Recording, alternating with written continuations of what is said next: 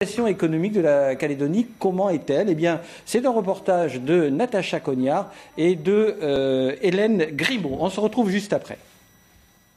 Dans le Pacifique, l'économie calédonienne est atypique.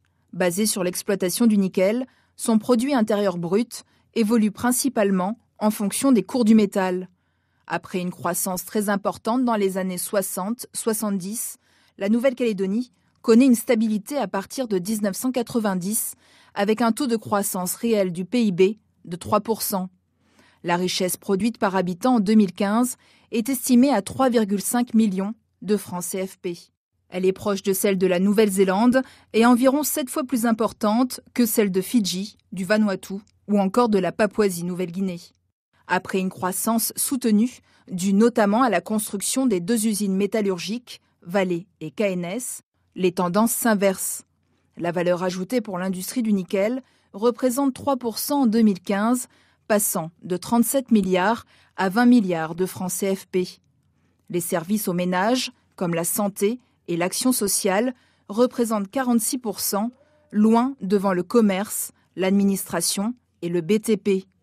Concernant les créations d'entreprises en 2016, 70% d'entre elles concernent le secteur tertiaire, 20% le secteur secondaire et seuls 5% concernent le secteur primaire et plus précisément le monde agricole. À l'heure de la baisse des dépenses de l'État en Nouvelle-Calédonie et des grandes réformes, notamment en matière de fiscalité, le territoire peut compter sur la consommation des ménages et leur investissement immobilier pour booster l'économie. Le taux d'accroissement démographique en Nouvelle-Calédonie est supérieur à 1,3%. Voilà pour ce constat économique de la Nouvelle-Calédonie. Chérifa Linossier, j'ai envie de vous demander, ce sont des indicateurs satisfaisants selon vous ? Ce sont des indicateurs. Alors satisfaisants, faut savoir sur quel créneau ou quels critères on doit se baser. Par exemple, la croissance du PIB 3%, on peut s'en satisfaire ou c'est pas suffisant? C'est pas suffisant. Il faut toujours penser à l'avenir et si on veut augmenter la richesse en Nouvelle-Calédonie, il faut augmenter le PIB et peut-être voir justement les autres leviers de croissance qui pourraient compléter ce qui existe déjà. Votre analyse, Daniel Ochida, sur ces indicateurs, par exemple, on voit que le secteur, le commerce et le BTP sont en 3e et 4e position. Est-ce qu'on peut s'en satisfaire?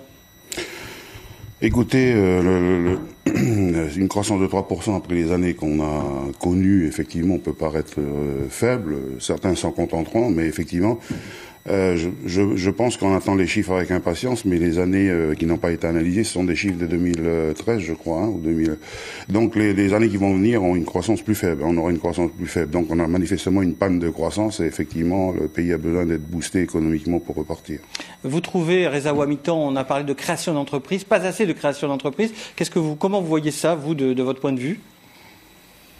Les créations d'entreprises, effectivement, sont un petit peu à la peine.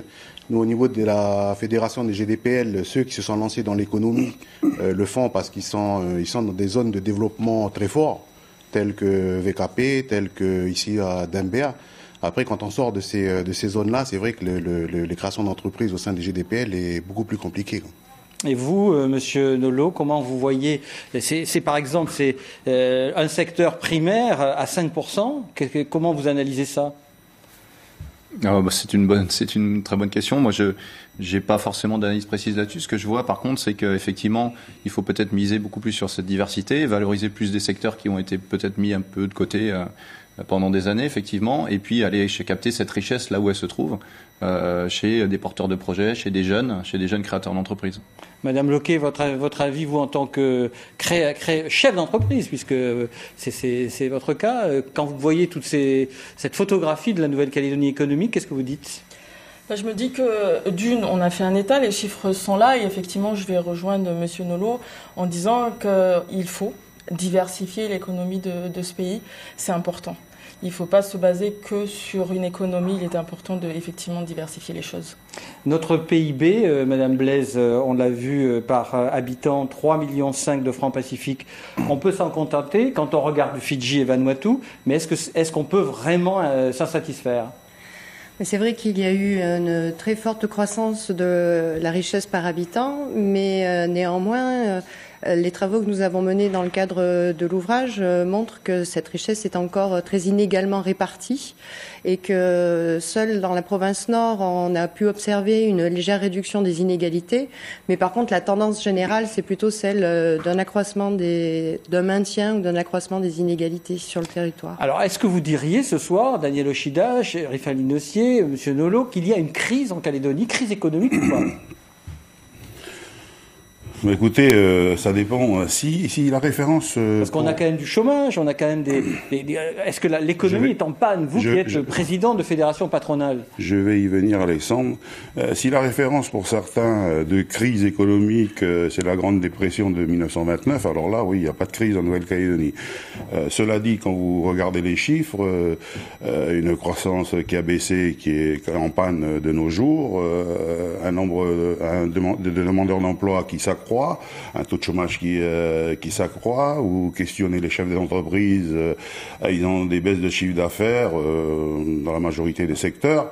Écoutez, si vous n'appelez pas ça une crise, je ne sais pas comment vous pouvez la qualifier. Et vous, Madame Chérif-Al-Nossier ? Moi, je trouve qu'on parle souvent des indicateurs, PIB, etc., mais on oublie de parler de l'indicateur du moral des troupes. C'est-à-dire qu'un entrepreneur, il faut qu'il ait une visibilité, il faut qu'il ait un cahier de commande, il faut qu'il ait une vision objective de ce qu'il doit faire et où il doit aller. Et c'est effectivement quelque chose qu'on ne prend pas en considération lorsqu'on fait des statistiques et des indicateurs. C'est effectivement le potentiel des entrepreneurs à se lancer et à continuer de créer de la richesse. Et ce n'est pas que de la richesse, c'est aussi de l'emploi. Madame Linossier, j'entends bien, mais pourquoi? Il y a quoi? De l'attentisme, de la peur, il y a de l'inquiétude. Comment vous analyseriez ça, vous qui êtes au cœur on va dire, du monde du travail? Il y a une incertitude institutionnelle qui est là. Il y a une épée Damoclès qui ne permet pas en fait de se projeter. Donc il y a forcément un ralentissement des investissements et des investisseurs aussi en Nouvelle-Calédonie. Donc c'est quelque chose qui ne permet pas en fait d'avoir une projection en fait sur du long terme. Donc un entrepreneur, il va entreprendre si on lui donne la possibilité et une vision stratégique dans cette vision économique. Vous la ressentez, Madame Blaise, cette visibilité, cette absence de visibilité et de stabilité dans vos études? Oui, c'est vrai que on ressent quand même qu'il y a à la fois l'impact de ce qui se passe sur le marché du nickel qui est très fort, même si l'impact du nickel sur l'économie de la Nouvelle-Calédonie reste relativement limité. Ce qui est sûr, c'est que il conditionne très fortement les anticipations des agents, et donc la situation actuelle évidemment ne favorise pas les choses. S'ajoute à cela évidemment les incertitudes sur l'avenir institutionnel, et c'est vrai que pour les entreprises, il est important d'avoir un environnement macroéconomique qui soit stable, et c'est vrai que ça permet de relancer. Là, vous confirmez justement ce moral un peu déprimé, on va dire, des entrepreneurs, des entreprises. Hervé Nolot, qu'est-ce qu'il faut faire? Sur quoi il faut agir? Sur quel secteur il faut aller chercher de l'enthousiasme? Oui. Avant de parler de secteur, moi je pense qu'il y a une des choses qu'on a pu faire émerger et qu'on a vu nous en tant qu'acteurs plutôt citoyens, c'est la capacité à se fédérer. Effectivement, c'est une crise et moi je suis vraiment pas expert là-dessus. Par contre, ce que je me dis, c'est que c'est peut-être un tournant, c'est peut-être une mutation de l'économie aujourd'hui. Ce qu'il va falloir réussir à faire, c'est capter tous ces signaux faibles de cette transformation de l'économie et comment tous les acteurs, qu'ils soient publics ou privés, vont être capables de sentir ces signaux et ensemble de construire quelque chose pour justement fédérer les troupes et puis renforcer toute cette vision-là. Votre vision à vous, Gloria Loquet, qui est aussi sur le terrain? Alors effectivement, on a une crise, on la ressent. Si on regarde un petit peu les chiffres, l'année dernière, on était à peu près à 184 entreprises qui ont mis la clé sous la porte. Aujourd'hui, on est à peu près à 200. Donc on voit qu'on pêche et on voit aussi que effectivement il faut innover, il faut penser différemment. On a des schémas, on a une méthodologie qui fonctionnait à l'époque et qui aujourd'hui est en train de figer l'économie. On a une nouvelle génération. C'est quoi la méthodologie qui fonctionnait à l'époque? C'est un raisonnement en fait, c'est le raisonnement on va dire de nos aïeux, de nos grands-parents, même de nos politiques. Qui fonctionnaient à l'époque, mais qui aujourd'hui on sent qui font pas avancer les choses. Et pourquoi? Parce qu'on a une génération qui arrive, qui a d'autres besoins, d'autres envies aussi, et il faut prendre en considération tout ça. Là, vous soulevez la question politique. Vous nous dites en clair, si je résume, il n'y a pas de volontarisme politique, c'est ça? Ou il n'y en a pas assez? Je pense qu'il faut mettre autour d'une table tout le monde. J'ai pu lire sur les réseaux sociaux, par exemple, qu'on disait que nous, en tant qu'invités, on n'avait pas cette capacité à parler économie et de voir demain. Et là où je vais rebondir, c'est dire non. C'est pas vrai. Pourquoi ?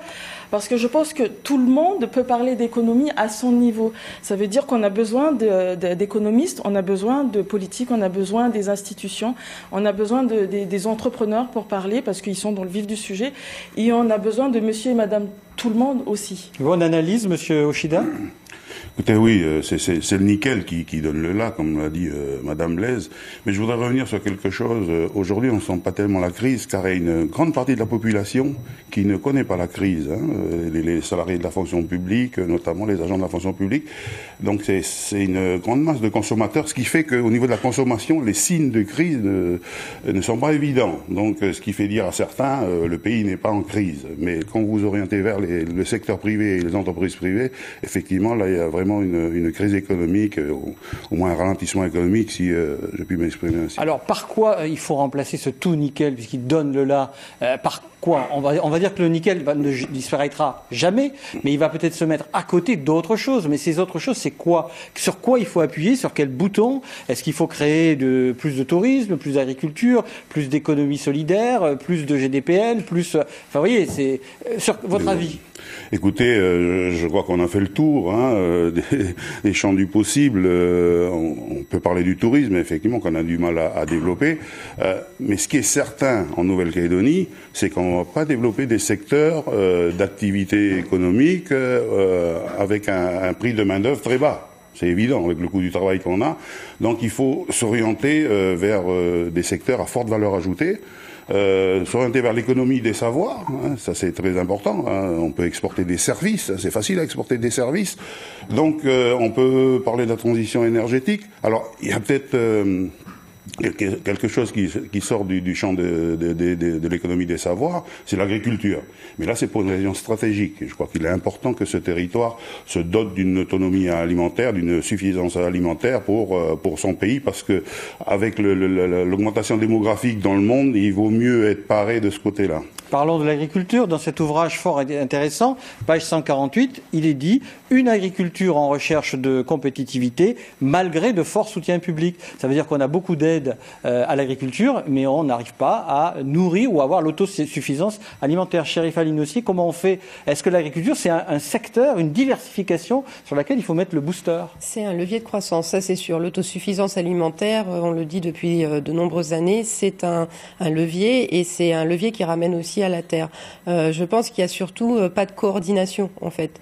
Chacun fait un petit peu de son côté comme il peut, mais il n'y a pas une stratégie en fait globale, une stratégie pays qui permettrait de effectivement mutualiser et de fédérer les gens autour de cette thématique. Pourtant, Madame Linossier, on a eu des études, on a eu des Calédonies 2025, on a eu toutes ces brainstorming, hein, ces réflexions collectives. Et vous voyez, aujourd'hui, on a l'impression qu'il reste encore beaucoup de chemin, non ? Mais je confirme, mais ce qu'il y a, c'est qu'entre le terrain et la réalité, il y a un décalage. C'est-à-dire qu'on peut faire des études, on peut faire des assises, des états généraux, des ceci, des cela. Après, il faut mettre en adéquation avec le pragmatisme sur le terrain. C'est-à-dire que faire des statistiques et faire des grandes orientations, c'est bien, mais est-ce qu'on a les ressources humaines nécessaires pour mettre en œuvre ces stratégies qui sont définies ? Et là, donc, vous dites quoi ? décalage. Là, vous dites oui ou non ? Est-ce qu'on a ces ressources ? Non, on n'a pas encore on n'a pas fait cette mutualisation en fait des gens, comme disait à juste titre, qui permettent d'être les acteurs. En fait, il faut construire la filière dans son ensemble et mettre les acteurs concernés pour que l'objectif de résultat, on arrive à l'atteindre. Et on n'a pas cette dimension-là. Quand vous vivez avec des subventions, vous n'avez pas d'objectif de résultat derrière. Ce que fait une entreprise privée, elle a des objectifs de résultat derrière, parce que si elle n'a pas d'objectif de résultat, elle coule.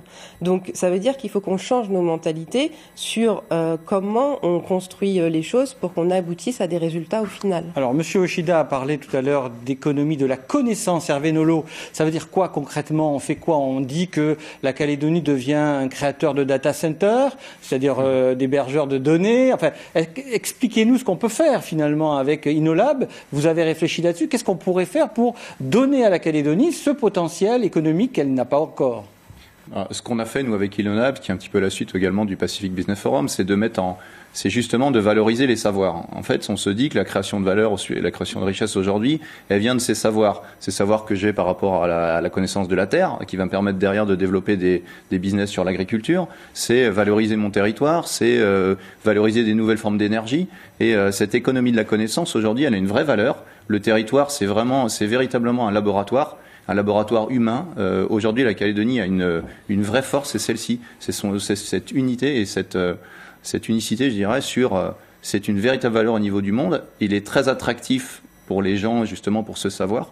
Et également, je voudrais le dire, il y a beaucoup de savoir et de valeur ici sur le territoire. Mais comment on fait venir, Hervé Nolot, des investisseurs étrangers pour créer justement de l'immatériel, enfin voilà, des nouvelles start-up, par exemple? Comment on fait venir des investisseurs quand on est dans un schéma institutionnel un peu incertain? Comment est-ce qu'on s'y prend?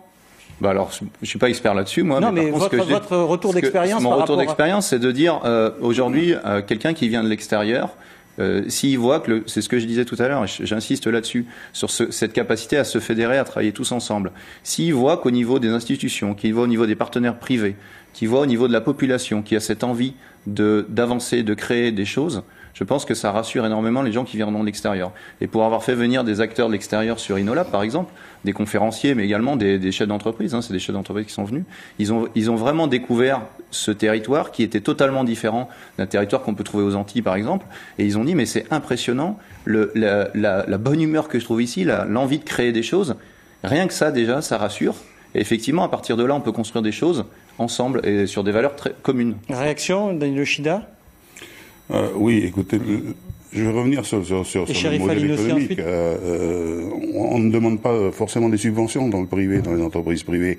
On veut simplement, pour attirer les investisseurs, c'est très simple. Il faut créer un environnement fiscal attractif pour les investisseurs. Et là, ils viendront. Il faut se rappeler qu'un investisseur, il n'y a pas plus mobile qu'un investisseur et ses capitaux.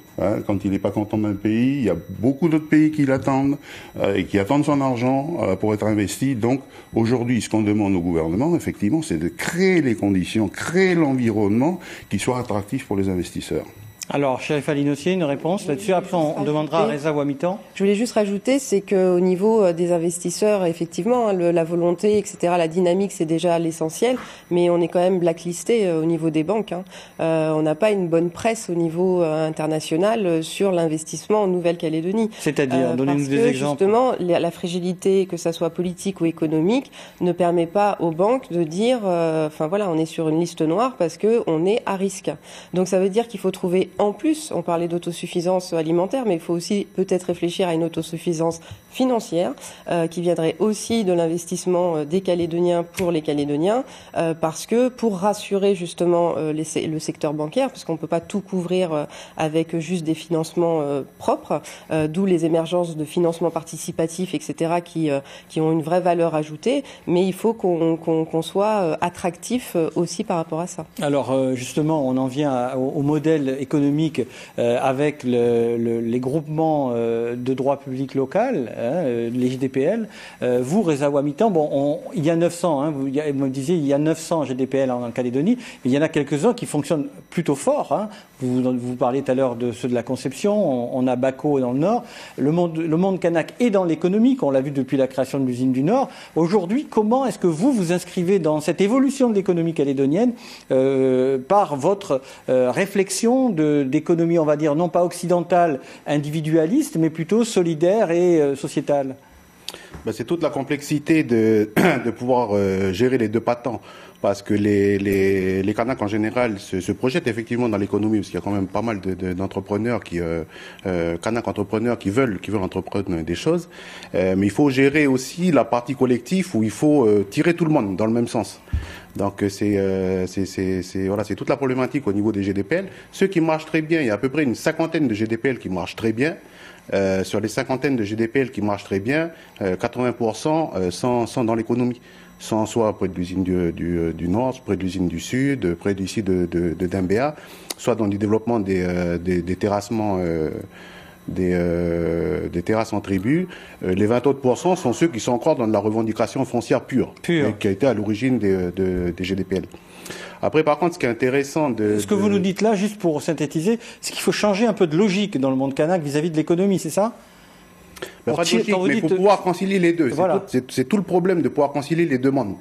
C'est pour ça qu'il y a eu autant d'échecs, entre guillemets, au niveau des GDPL qui se sont lancés dans des économies, parce que l'économie, c'est capitaliste. C'est-à-dire qu'une seule personne peut faire de l'économie. Alors que les GDPL représentent des clans, des tribus, des districts, des chefferies, et c'est beaucoup plus compliqué d'emmener tout le monde à avoir une solution quasiment unique, quand on connaît aussi le temps de palabre qu'il faut et la aussi hiérarchisation pour prendre des décisions. En termes de clans et de tribus, par exemple. Donc c'est cette conciliation des demandes-là qui est un peu compliquée. Mais ça marche. Parce qu'il y a beaucoup d'exemples ici dans le pays où on voit que les GDPL marchent très bien. Justement, Séverine Blaise, on a eu une enquête de l'IAC qui a montré que on va dire, ce succès du monde kanak dans l'économie qu'on appelle non monétaire, c'est ça ? Oui, tout à fait. L'enquête qui a été menée par l'IAC a permis de montrer l'importance de la production agricole non marchande, non monétaire, et la prégnance et la résilience de ces pratiques. Donc c'est un résultat qui est très important à prendre en compte et qu'il faut absolument pouvoir intégrer dans les politiques publiques, c'est-à-dire valoriser non seulement le marchand, mais aussi le non monétaire, tout ce qui fait la richesse finalement du territoire. Mais elle a quand même une valorisation importante, parce que c'était en plusieurs dizaines de milliards, si je me souviens de cette enquête de l'IAC. Oui, c'est-à-dire que si on utilise les prix du marché de ces produits et donc on calcule leur valeur, effectivement c'est extrêmement important, tout aussi important que la production marchande. Donc c'est vraiment une richesse créée. Une piste à creuser. Voilà, qu'il ne faut pas négliger. Et c'est vrai qu'il y a des outils de développement originaux qui ont été développés, comme les OGAF, les GDPL, et qu'il faut absolument poursuivre, mieux sophistiquer ces... Donc dans la stratégie de diversification, c'est tout à fait recevable. Ah, tout à fait, oui. Alors justement, le monde kanak et les nouvelles technologies, vous avez parlé de la connaissance, l'économie de la connaissance. Le monde kanak est très connecté, comme tout le monde d'ailleurs, mais voilà, est-ce que là aussi il y a des niches de création, de possibilités vis-à-vis du monde kanak et du monde en Calédonie comme ça? C'est une des pistes en fait sur InnoLab. Sur les matinées, on avait organisé justement des ateliers où on avait vraiment des citoyens qui venaient partager et travailler sur des idées de projets. Et parmi les projets qui ont émergé, effectivement, c'est cette capacité aujourd'hui à être très très connectés, dont les jeunes en tout cas sont très très connectés. Et aujourd'hui, on a des gens en tribu qui sont extrêmement actifs sur des réseaux sociaux. Et l'idée, c'est de se dire, à partir de cette connexion qui est possible aujourd'hui sur l'ensemble du territoire, y compris sur les îles Loyauté, c'est de se dire comment j'arrive à créer collecter de la donnée et donc se servir de ces jeunes qui sont très très captifs sur ces choses-là. Donc c'est comment arriver à manier effectivement ces nouvelles données, cette nouvelle donne. Aujourd'hui, tout le monde a quasiment beaucoup de gens ont un smartphone en tout cas. Comment je peux créer de la donnée à partir de ces gens qui aujourd'hui sont sur des territoires et sur l'ensemble du territoire. Et c'est une population qui est très captive et qui est extrêmement énergique et positive autour de ça. Cette expérience à Dokamo, dont vous avez piloté un peu la réussite avec des chercheurs de Corée, non, Non. Il n'y avait pas eu une rencontre avec ces jeunes gens d'université, non, c'est pas ce qui s'était passé. Non. Il m'avait semblé entendre parler de cette question, mais c'est moi qui suis défaillant ce soir. Daniel Yoshida, un commentaire. Oui, je crois que la transformation digitale, la question ne se pose plus. Est-ce qu'il faut y aller ou ne pas y aller? Je crois que la question ne se pose plus. C'est comment on y va le plus rapidement possible et comment on s'adapte surtout à cette évolution de notre société. Il en va de même pour la transition énergétique. Je crois que la question ne se pose plus. À un moment donné, il faut y aller. On a des atouts pour cela. On a le vent, on a le soleil. Bon, on a quelques petits problèmes actuellement de technologie pour stocker l'énergie, mais on espère bien les résoudre très prochainement et ça profitera justement à l'industrie du nickel si on développe les batteries de lithium qui contiennent du nickel. Donc, je crois que la transformation digitale, je dis ça pour tous les entrepreneurs, ne nous posons plus la question, il faut y aller. C'est au bout des gains de productivité en plus pour nos entreprises. Alors on sent une grande détermination chez vous ce soir, chez vous tous, une grande envie de faire, un grand enthousiasme. On a parlé des politiques. Est-ce que le volontarisme politique est défaillant selon vous, sans accuser Pierre-Paul Jacques, j'ai envie de dire, est-ce que vous pensez qu'il y a pas assez de volontarisme ou d'appui de politique pour justement faire décoller l'économie calédonienne. Madame Linossier, après Monsieur Yoshida. Alors, c'est pas qu'il n'y a pas de volonté, mais c'est qu'il n'y a pas de stratégie. Encore une fois, j'insiste sur cette stratégie qui est un peu dispatchée. C'est-à-dire que la province sud fait beaucoup de choses pour le développement économique, le gouvernement de son côté, la province nord de son côté, mais il n'y a pas une stratégie en fait globale. C'est ce qui nous manque, c'est-à-dire avoir une réflexion pays qui permettrait de compléter en fait les manquements par effectivement l'apport de connaissances en termes de numérique, c'est-à-dire que le fait de partager nos idées, de partager nos connaissances permettra effectivement de monter en compétence tout le monde en même temps, parce que c'est aussi ça qu'on essaye de faire. Pas de stratégie donc commune. Oui, pas de vision en fait. Et puis ils sont, pour l'instant, ils sont obnubilés par leur débat à eux, qui est un débat politique et qui est légitime, mais du coup, il manque aussi peut-être de coordination sur les sujets d'actualité. Votre avis, Daniel Yoshida, et après Monsieur Nolot et Gloria Loquet? Je crois qu'on a cru noter quelques frémissements du côté de l'agriculture avec l'instauration des baux ruraux, justement pour essayer de faire décoller l'agriculture. On a cru comprendre qu'il y avait une politique pour les énergies renouvelables, jusqu'en 2030, où il est question de remplacer 100% de l'électricité ménagère par de l'énergie renouvelable. Mais effectivement, il faut faire plus. Au niveau de l'innovation, tout le monde parle de l'innovation parce qu'on a une biodiversité extraordinaire, on a une mer, on est entouré de mer, l'écononie bleue s'impose chez nous. Les plantes, voilà.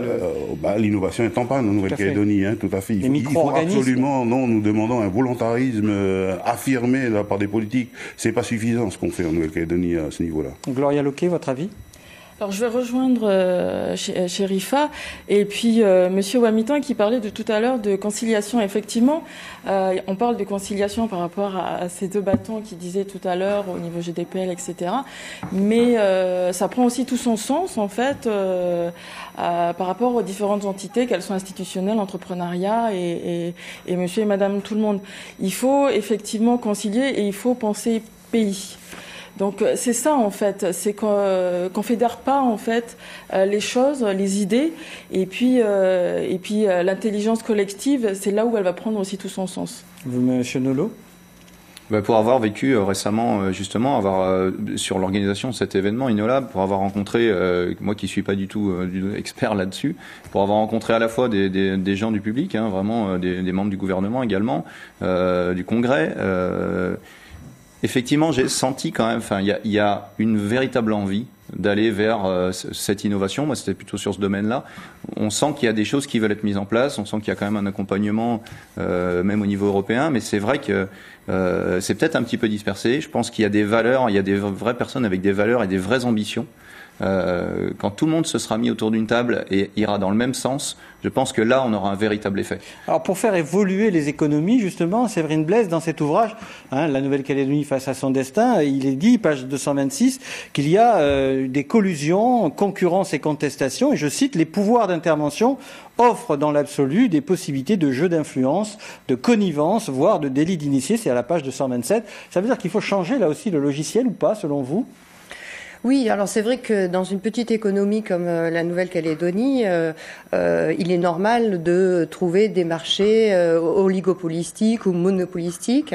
Oligopolistiques, c'est-à-dire avec très peu d'entreprises, juste 2 ou 3 entreprises. Donc je dirais, il n'y a rien de surprenant à cela, mais par contre, c'est vrai que ça appelle de la part des responsables politiques la mise en œuvre de mesures d'encadrement pour éviter, puisqu'on sait que sur ce type de marché, ça favorise en fait les comportements de collusion. Jean Fraisse l'avait déjà très bien montré dans son ouvrage en 1995, ce qu'il décrivait comme l'oligopole marchand, c'est-à-dire le fait que le pouvoir de l'économie soit détenu par était détenu à l'époque par quelques grandes familles. D'ailleurs, il y a une constellation à la page 222 qui montre qui détient l'économie calédonienne. Tous les noms sont là, on connaît les grands noms de la Calédonie, ce sont des anciennes familles et qui étaient très, très intéressants. Et vous parlez de ces situations de chevauchement? Oui, alors ce qu'on a pu constater, c'est vrai qu'on n'a pas pu faire toutes les recherches qu'on aurait aimé parce qu'on n'a pas eu accès forcément aux données nécessaires. Mais c'est vrai que on constate qu'il y a une certaine érosion de la force de cet oligopole marchand, mais que l'impact donc sur les prix et sur les marges est toujours très élevé. Ça concourt clairement à la cherté de la vie, et donc il est indispensable que les pouvoirs publics prennent des mesures pour encadrer les comportements des entreprises et pour éviter donc ces comportements de collusion. Votre avis, Daniel Yoshida et Madame Linossier, sur ces questions de, on va dire, de conservatisme économique dans la Nouvelle-Calédonie?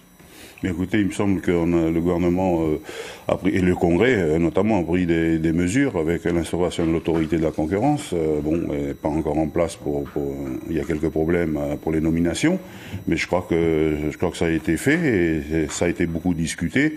Donc, mais vous dites qu'elle n'est pas encore en place. C'est-à-dire qu'on est toujours dans l'attentisme. Aujourd'hui, c'est le gouvernement, la charge de cette autorité de la concurrence, c'est le gouvernement qui l'assure, en attendant l'instauration de l'autorité de la concurrence. Mais c'est vrai qu'à un moment donné, dans un petit pays, n'oublions pas qu'on est 270 000 habitants, c'est certain, vous allez avoir toujours les mêmes investisseurs, les investisseurs ont forcément de l'argent, et vous allez avoir, effectivement, il ne s'agit pas de les fustiger, les quelques familles qui détiennent les entreprises et qui ont des fois un rôle monopolistique sur le territoire. Votre avis, Madame Linossier? Alors en fait, le gouvernement a proposé, c'est au Congrès que ça n'a pas été voté, malheureusement, cette autorité de la concurrence, c'est au Congrès que le vote n'a pas porté ses fruits. Donc a priori, il y a une deuxième relance pour effectivement trouver les ressources nécessaires. Mais on parle d'innovation. Effectivement, en termes d'innovation, pourquoi justement ces grandes familles ne feraient pas un fonds qui serait réinjecté en Nouvelle-Calédonie, qui permettrait justement d'accompagner les start-up calédoniennes pour justement se lancer sur ces nouvelles dynamiques. Donc ça serait aussi un moyen aussi de réinjecter en Nouvelle-Calédonie et puis de montrer leur côté participatif à l'ensemble du dispositif, et ça permettrait à ces jeunes pousses d'avoir un accompagnement financier, mais aussi un accompagnement de tutorat. C'est aussi intéressant d'avoir l'expertise d'anciens chefs d'entreprise qui permettrait d'accompagner les nouveaux chefs d'entreprise. Donc voilà, on peut lancer un appel ce soir de créer un fonds privé pour Madame accompagner. Blaise, vous voulez réagir? Oui, alors justement, sur ces, je pensais notamment, ça me faisait penser aux contrats de compétitivité qui ont été mis en place. Une des pistes justement pour peut-être inciter davantage, c'est de faire en sorte que ces contrats deviennent contraignants, ce qui, je crois, si je ne me trompe, n'est pas le cas à l'heure actuelle. Et donc pour revenir également à la question... Ça veut dire, Madame Blaise, pour préciser que si on avait mis des astreintes et des contraintes plus fortes sur ces contrats de compétitivité, ils auraient été atteints. Soit ils auraient été atteints, soit les protections de marché auraient été supprimées. Donc ça veut dire que là aussi, on n'a pas totalement été au bout de la bonne mesure. C'est un peu ce que vous nous dites? Oui, c'est un premier pas, mais il faut encore aller plus loin. Et puis il y a, me semble-t-il, une mesure qui serait particulièrement importante à mettre en œuvre, c'est de favoriser une plus grande transparence sur la formation des prix et des marges. On aurait souhaité, dans le cadre de cet ouvrage, pouvoir aller plus loin sur ces questions-là.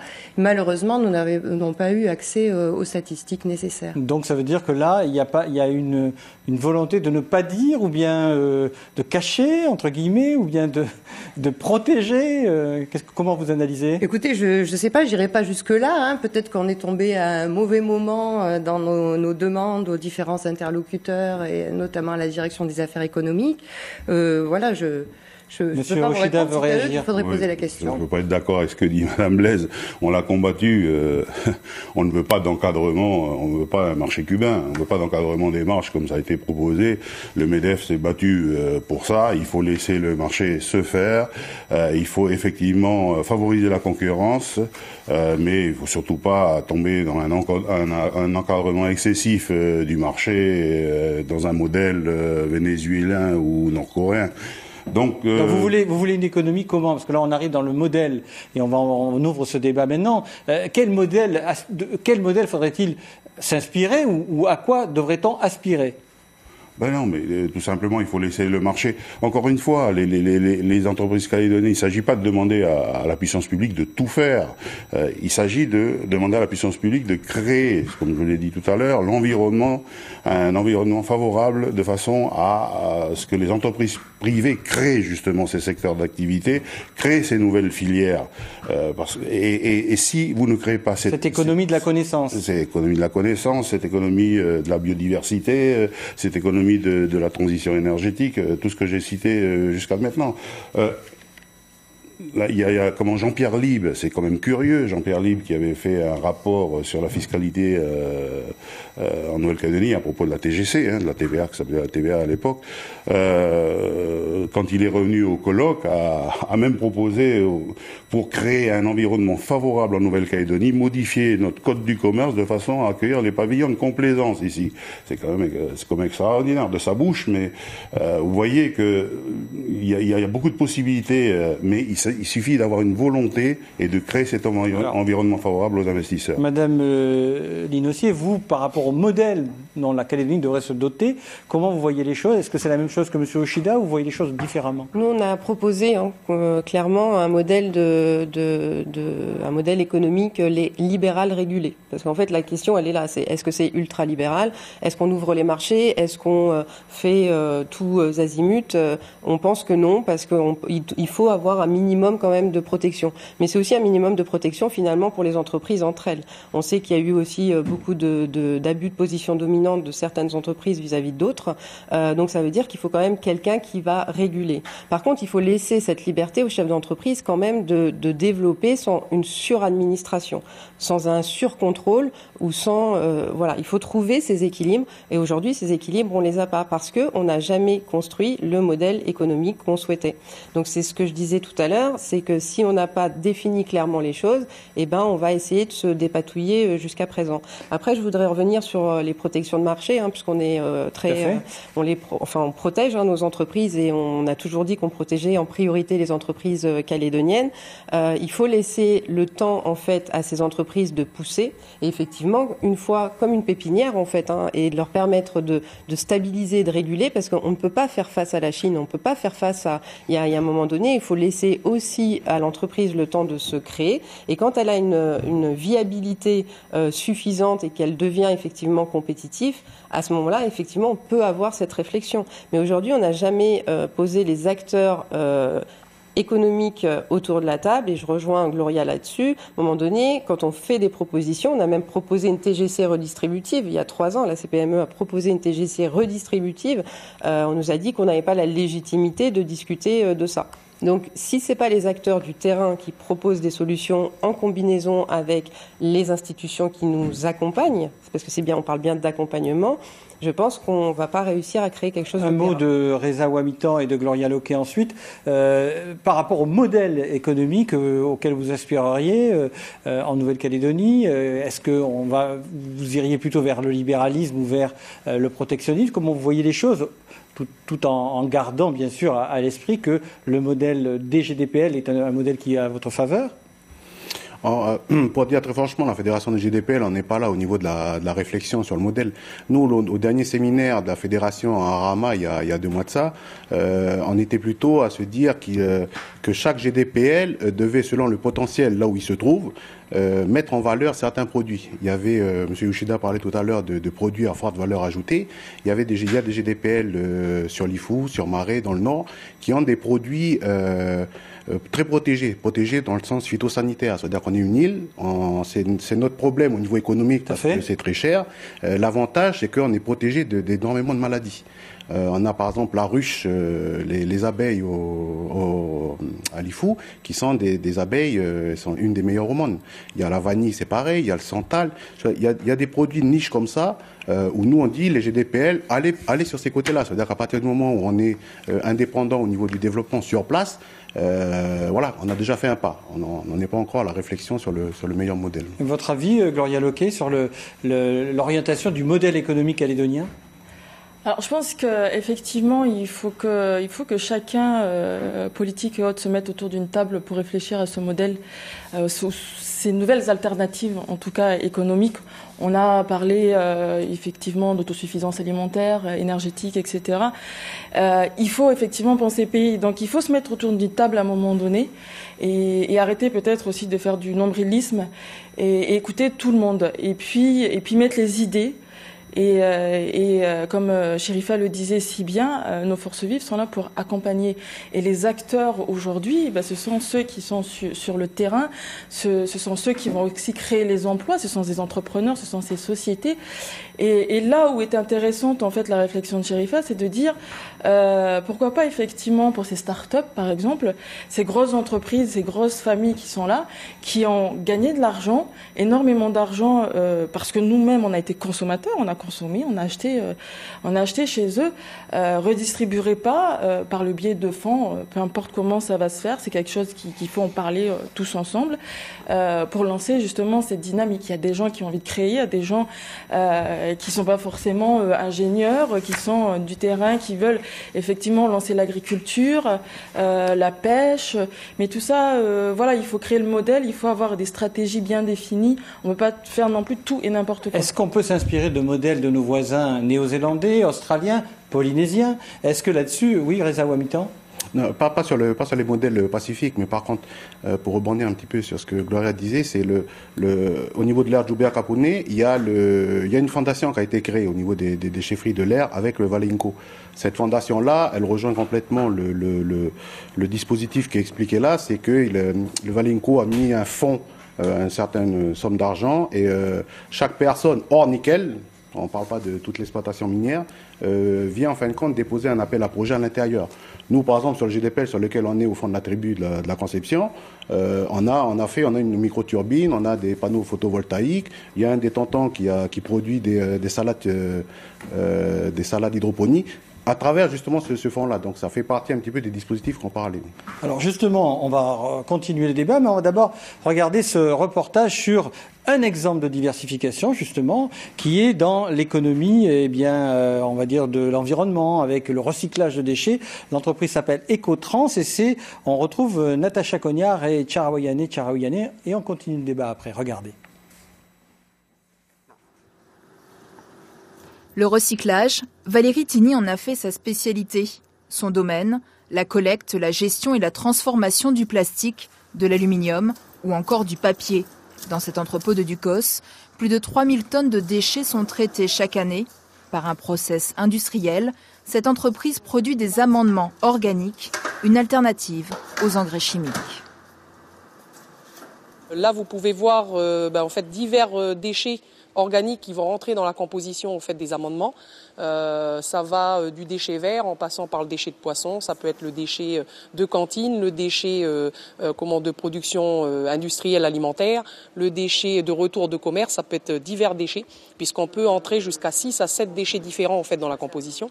Donc ensuite, vous avez là derrière moi le produit sortant, donc qui est un amendement organique fait à base de ces divers déchets, et qui peut qui va restructurer le sol et en même temps apporter les oligo-éléments et les nutriments nécessaires au développement de la plante. Les clients de Valérie sont aussi bien des professionnels de l'agriculture que des particuliers. Depuis 10 ans, cette entreprise calédonienne tente à se développer. Pour cela, elle s'est aussi tournée vers l'export.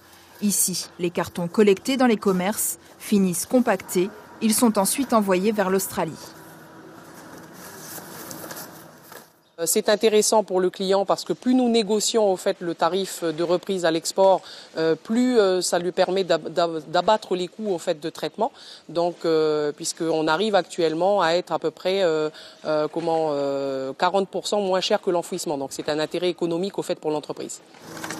Valérie juge le traitement des déchets comme un secteur porteur. Une 8e personne devrait être embauchée dans cette entreprise d'ici 2018. Voilà un exemple donc de diversification réussie. On parlait tout à l'heure de modèles, d'aller s'inspirer de modèles dans le Pacifique, ou en Nouvelle-Zélande, en Australie. Voilà un exemple local. Est-ce que, Séverine Blaise, on n'a pas à créer notre propre modèle aussi ? Oui, tout à fait. Il est intéressant de regarder, d'être ouvert sur le monde et de regarder un petit peu ce qui se passe ailleurs. C'est toujours important, ne serait-ce que pour voir ce qu'il ne faut pas faire. Mais c'est surtout primordial d'inventer effectivement son propre modèle, d'être original et d'arriver à élaborer un modèle économique qui soit au plus près des besoins et des préoccupations des Calédoniens. Ça semble vraiment fondamental. Alors quand vous voyez Daniel Ochida, cette chef d'entreprise, 8 emplois, donc on peut applaudir quand même, parce que, et Hervé Nolot aussi, on peut quand même dire, voilà quelque chose qui fonctionne. Oui, tout à fait. De toute façon, l'économie circulaire s'impose encore à nous, comme la transformation digitale. Elle s'impose, on n'a plus de questions à se poser. Il faut le faire. Jusqu'aujourd'hui, on avait une économie linéaire, c'est-à-dire que vous extrayez les matières premières, vous les transformez, vous faites des biens de production et vous les consommez, vous avez des déchets. La chaîne s'arrêtait là. Aujourd'hui, on a bien compris que l'avenir... Vous avez des matières premières qui ne vont plus exister sur Terre très prochainement. On parle de l'or, de l'argent, de l'iridium, ce genre de métal n'existera plus. Malheureusement, le nickel, il y en a beaucoup dans le monde, donc il y en a encore pour quelques années. Mais aujourd'hui, l'économie circulaire s'impose. Il faut retraiter les déchets parce qu'on aura certainement plus de matières premières et il faut arrêter de piller la terre. Hervé Nolot, il faut regrouper ces initiatives locales. Enfin, il faut les favoriser fortement, c'est cela ?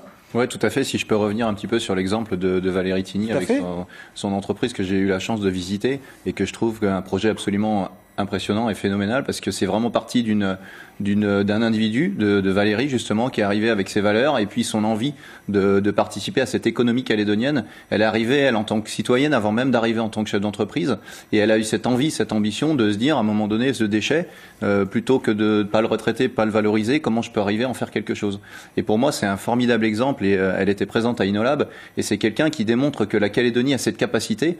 J'ai pas besoin d'avoir fait des très très grandes études, j'ai juste besoin d'avoir une idée. Effectivement, trouver le moyen pour accompagner ces gens-là, ces gens qui ont envie de participer à ce changement-là. Ça veut des dire choses très très simples. Ce que vous appelez devenir des acteurs ? Devenir totalement un acteur de cette économie-là. Et c'est important, comme on le disait tout à l'heure, effectivement, cette richesse qui est aujourd'hui peut-être un petit peu captée sur certaines familles, mais qui ont certainement envie de contribuer ou peut-être de redonner un petit peu à la Calédonie ce que la Calédonie leur a donné. Si on arrive à mettre en place ces moyens-là, on pourra faire marier à la fois ces gens qui ont des idées et surtout des valeurs et des grosses ambitions avec ces gens aujourd'hui qui ont peut-être ces richesses. Il faut dire aussi que c'est quand même du travail, de l'investissement financier et une volonté de faire. Ça se fait pas comme ça en se levant le matin et en se disant ça y est, Il y a aussi du travail en amont, pendant et puis après c'est ça. Il faut aussi expliquer ça au grand public. Oui, mais certainement. Mais je pense que chacun est animé d'une envie de faire. On le retrouve partout en Nouvelle-Calédonie, cette envie-là. C'est juste cette quête de sens. Pourquoi je vais faire quelque chose ? Quel sens je vais donner à mon action ? Et si je combine à la fois ce sens et derrière une création de valeur et une économie, là c'est tout gagné. On arrive à faire une économie calédonienne qui se diversifie. C'est ce que vous faites, Gloria Loquet. Exactement. Et là où je vais rebondir justement sur ce que dit Hervé et puis Chérifa tout à l'heure, c'est j'ai participé également au salon du numérique et d'innovation avec InnoLab qui a été très très intéressant. Moi j'ai participé en matinée sur les ateliers où là on a vu la force de fédérer, toutes personnes confondues, on a pu sortir de très très belles idées. Donc on a tous des idées. Après effectivement ça demande du travail, de la rigueur également. Et là où je vais revenir, c'est Chérifa disait tout à l'heure par rapport à ces fonds qui peut être... il y a un accompagnement aussi derrière d'expertise. Ces gens-là ont des grosses sociétés, ils savent faire. On a aussi des institutions qui accompagnent. Donc il faut accompagner en fait toutes ces personnes-là qui ont vie, qui ont des convictions et qui ont des valeurs. C'est ce que vous faites avec Pacific Business Forum, en ouvrant finalement les initiatives locales à la région Pacifique. Oui, et puis c'était pour arrêter de se regarder le nombril, justement s'ouvrir au reste du monde et en particulièrement dans le Pacifique, parce qu'on a aussi une vraie stratégie régionale, hein, plutôt que d'aller chercher à l'autre bout de la planète. Ça participera aussi à éviter de prendre l'avion et puis de descendre notre indice carbone, ça serait pas mal. Il y a des vraies opportunités en fait au niveau régional. C'est toujours bien en fait de se comparer en fait aux autres pour voir déjà ce qu'on vaut. Est-ce que c'est faisable, est-ce que c'est pas faisable? Ça donne aussi des idées et ouvrir le champ du régional. Ça nous a permis aussi de nous rapprocher, alors bien sûr des pays les plus gros, on va dire Nouvelle-Zélande, Australie, mais surtout aussi les pays du fer de lance qui sont Papouasie-Nouvelle-Guinée, Fidji, Tuvalu, etc.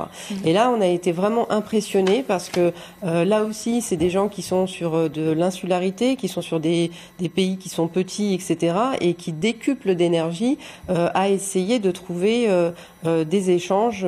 Voilà, donc c'était vraiment le but du Pacific Business Forum, c'était de s'ouvrir sur le régional. Alors on a compris que on a des leviers à actionner, trouver des diversifications, trouver des énergies, et chercher des investisseurs, faire venir des gens pour changer le modèle économique calédonien. Hein. Mais alors on est dans une phase, et là il y a un temps politique qui n'est pas forcément le temps économique, c'est l'avenir institutionnel. Dans une autonomie accrue, comment est-ce que l'économie calédonienne peut continuer à être aussi performante et de quelle manière, selon vous, Daniel Ochida et Madame Linossier?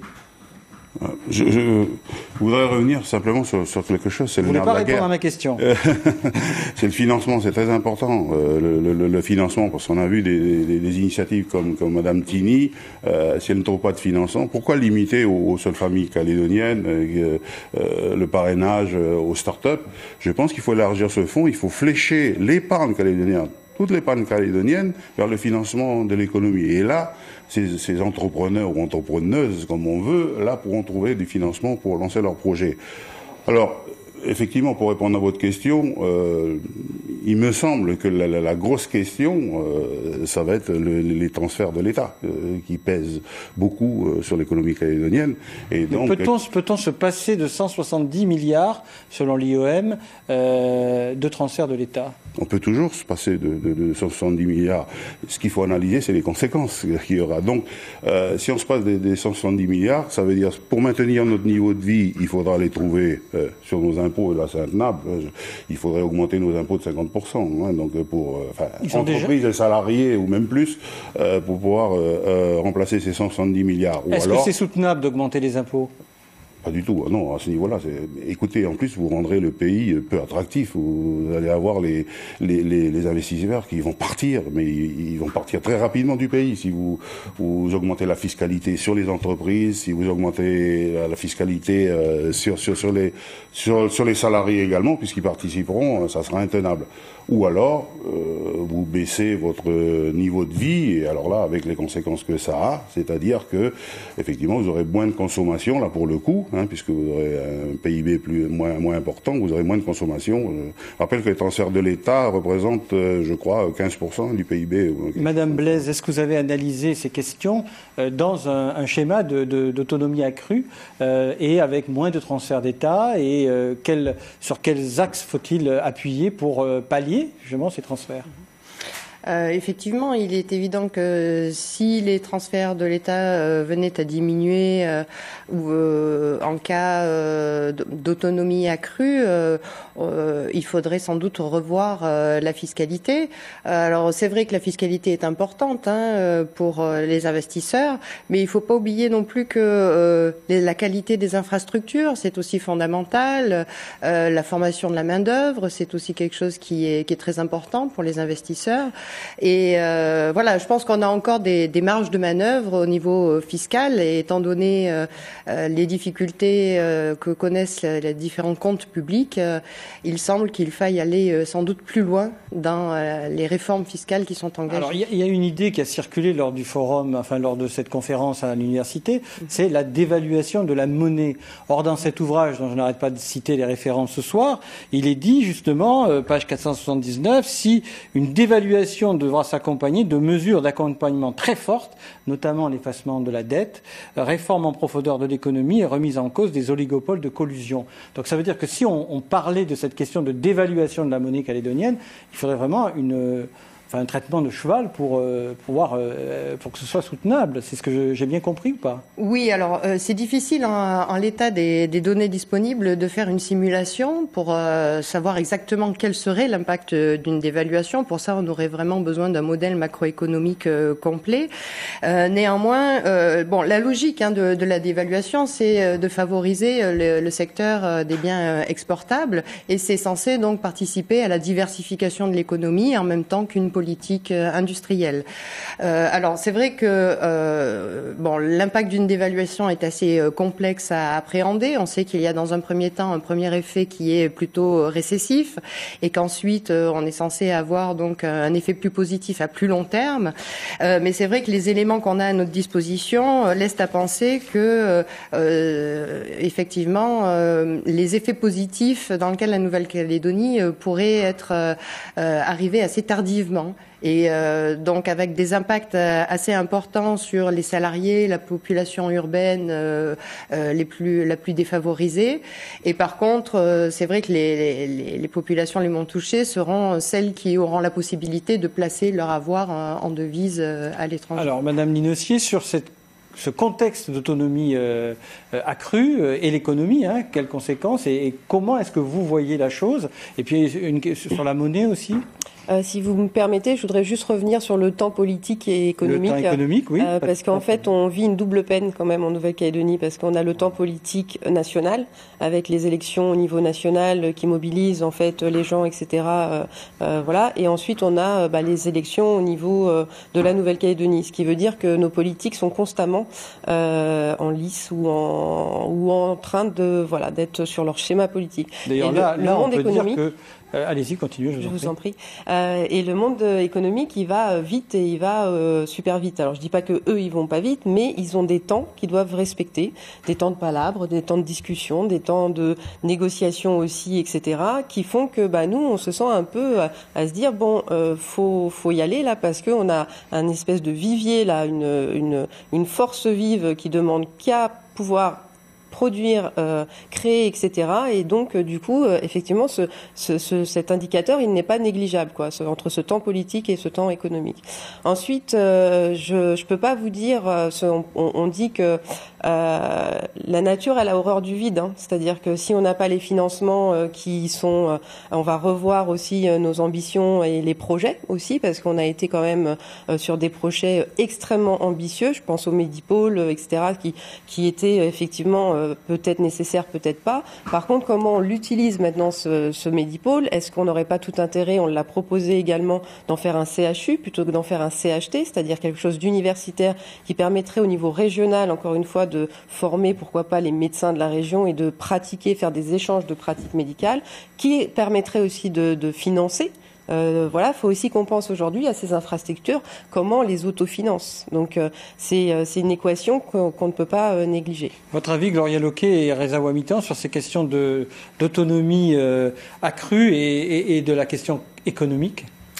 Alors là, je vais rebondir sur ce que M. Yoshida disait tout à l'heure, c'est que effectivement, il faut prendre en compte avec le PBF que gérait Sherifa, c'était cette exportation. Et là, elle parle très bien pourquoi avoir fait un CHT et pourquoi un CHU, justement pour créer cette dynamique.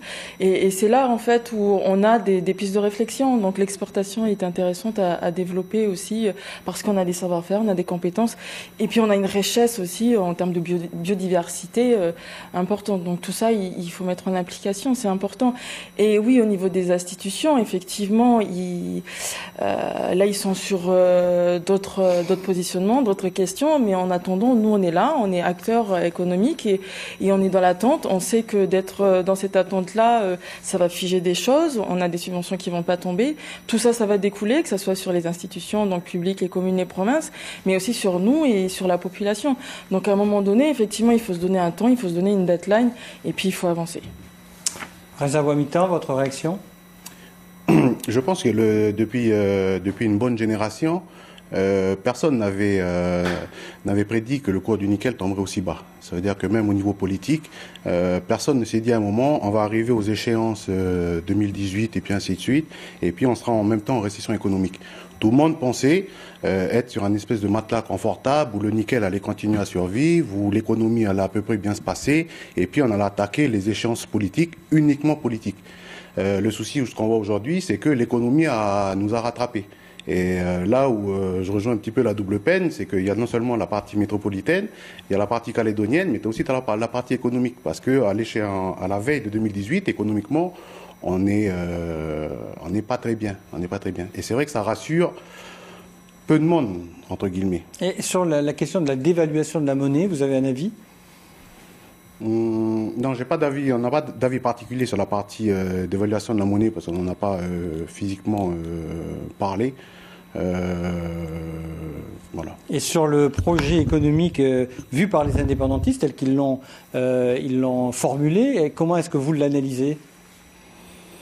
Le projet économique des indépendantistes, il a le mérite d'exister. On a toujours dit qu'il y avait rien, il y avait pas de proposition en face. C'est-à-dire qu'on arrivait et puis on ne sait pas trop de quoi demain est fait. Là aujourd'hui, le projet a au moins la qualité d'exister. Il est peut-être perfectible sur certains aspects, peut-être qu'ils n'ont pas eu le temps de rentrer sur tout, mais il a au moins le mérite d'exister. Maintenant, c'est une base. On peut très bien construire à partir de cette base-là et puis remettre les boulons là où il faut ou resserrer là où il faut. Daniel Yoshida ? Oui, sur la question de la dévaluation, je pense que c'est une fausse bonne idée parce que vous savez qu'on a une balance commerciale très déséquilibrée. Donc aujourd'hui, on pénaliserait avec une dévaluation de notre monnaie, on pénaliserait davantage les importations. Et effectivement, ça a été dit, on pénaliserait le consommateur, le salarié calédonien. Ensuite, sur le temps politique, vous imaginez, aujourd'hui, on a une échéance en 2018 où tout le monde est attentiste, tous les chefs d'entreprise sont attentistes, les investisseurs sont attentistes. Moi, ce que je crains, c'est que le scénario se répète et qu'on a un deuxième référendum et qu'on a un troisième référendum. Imaginez les conséquences pour l'économie. Si tout le monde est attentiste pendant 3 référendums, je vous laisse imaginer la suite. Les transferts de l'État seront toujours là, puisque l'État sera théoriquement là encore. Tout à fait, mais un des éléments de croissance du pays, c'est quand même l'investissement des chefs des entreprises. Donc l'investissement aujourd'hui est clairement en panne. L'investissement des entreprises, vu le contexte économique et vu cette échéance institutionnelle qui fait peur à certains, donc l'investissement dans les entreprises est en panne. Et ça, si vous avez encore des référendums à répétition, vous aurez certainement la suite, une continuité dans la panne des investissements en matière au niveau des entreprises, pardon. Hervé Nolot, votre connaissance des tissus économiques qui sont justement dans des politiques, d'autonomie accrue, est-ce que c'est favorable pour l'économie ou moins favorable ? Alors, c'est une très bonne question. Moi, encore une fois, c'est des questions très complexes pour moi, surtout pour moi. Moi, ce que je me dis, c'est que effectivement, rester dans cette incertitude, ça simplifie pas les choses. Si je me positionne moi en tant que à la fois consommateur, à la fois citoyen calédonien et à la fois effectivement peut-être créateur, chef d'entreprise, je me dis qu'à un moment donné, il faut peut-être sortir de cette logique-là où on est toujours en train d'essayer d'affronter deux mondes. Quand on écoute les gens, et s'il faut aller écouter vraiment les gens même dans la rue, il y a beaucoup de gens qui se disent mais ça y est, moi je suis sur autre chose, j'ai envie de construire autre chose.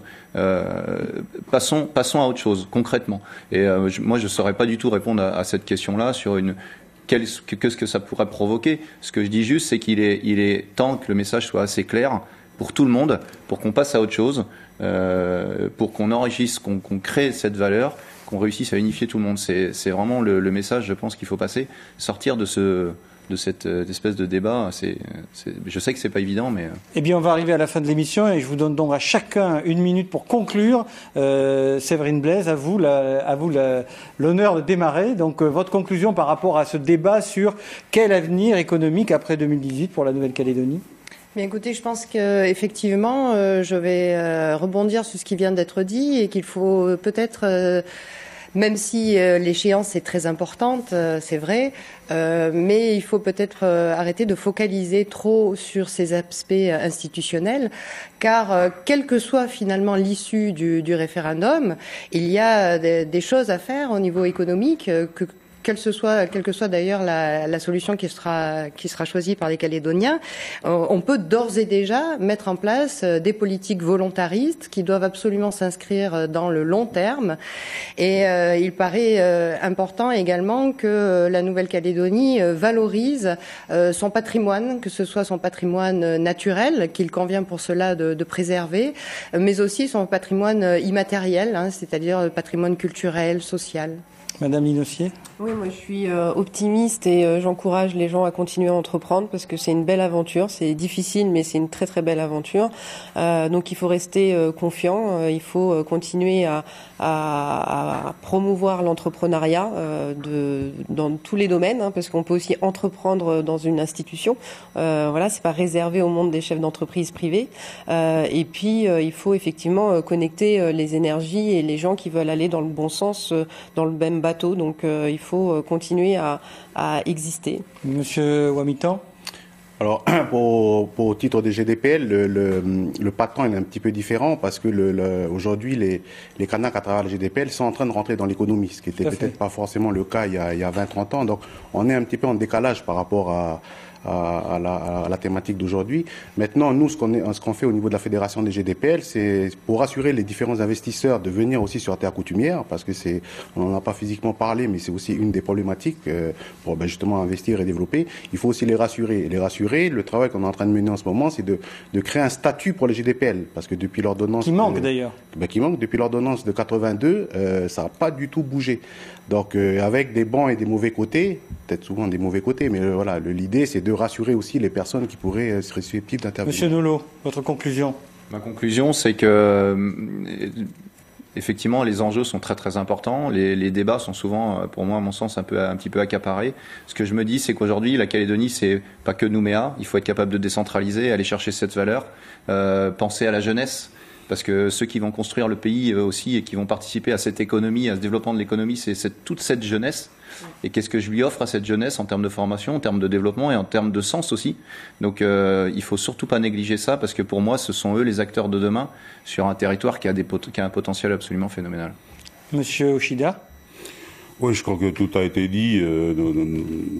Ceux qui nous connaissent au MEDEF connaissent nos propositions de longue date sur le changement de modèle économique, sur les secteurs à développer. Mais aujourd'hui, je voudrais lancer quand même un cri du cœur au prochain gouvernement. Aujourd'hui, on est dans une récession économique et dès que le gouvernement sera en place, il faudra qu'il prenne des mesures concrètes pour rebooster l'économie du pays parce que l'économie du pays en a besoin. Le mot de la fin pour Gloria Loquet. Alors je crois qu'on est tous d'accord pour dire qu'on a tous envie de travailler, on a tous des convictions, on a envie que ça fonctionne, on a envie que le pays fonctionne, on a envie de bien vivre tous. Donc moi j'appelle justement nos institutions, nos politiques, de se rassembler tous autour d'une table, nous tous. Confondus et puis qu'on se mette au travail et puis qu'on fasse les choses. On est là, on a envie, donc allons-y. Il y a plein de belles choses à faire. Merci à vous six pour avoir accepté le débat et le jeu des questions-réponses entre vous, pour avoir donné votre vision de l'avenir économique après 2018. Merci encore d'être venu ce soir. Il me reste à remercier toute l'équipe technique qui m'a aidé à fabriquer et à réaliser cette émission. Un conseil de lecture, une petite lecture de chevet, les notes du sérum, l'économie calédonienne entre résilience et recherche de nouveaux équilibres. C'est passionnant. Édition 2017, il y a une belle conclusion. Voilà, on se retrouve le mois prochain pour une autre émission sans détour. Restez avec nous sur NC Première, c'est la suite de vos programmes. Passez une très très bonne fin de soirée.